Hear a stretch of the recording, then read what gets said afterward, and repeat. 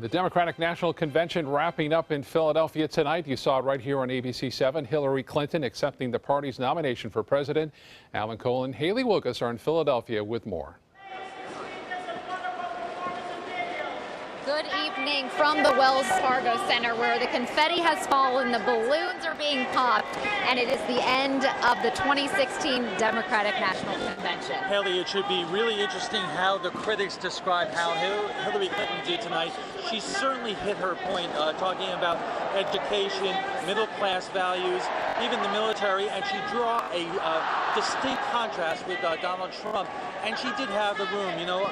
I'm aging myself here, but I was in the room in 1980 when Jimmy Carter won the nomination after fending off Ted Kennedy, and that was an example of a nominee who did not have the room. Ted Kennedy, it seemed, had more support.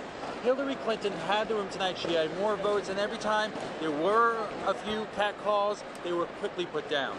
That's right. I don't know if the cheers were as loud as maybe last night for President Obama, but I do think that the audience was very captivated. We did have a few protesters down in the, the lobby, but otherwise it was a calm evening. And I think you're right. She made the point she wanted to make, and she hit Trump several times. Well, 2 conventions. They're in the books. They were incredible events to cover. And Haley, thank you for flying with us. Oh, it was fantastic. We had a full week here, and we were just excited to be part of this historic event and bring it to you and share with you all of the developments. And it was amazing how much Florida was a part of this convention.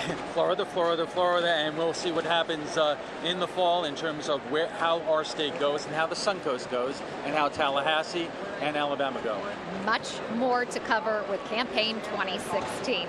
For Alan, I'm Haley Wilgus, live in Philadelphia. Back to you.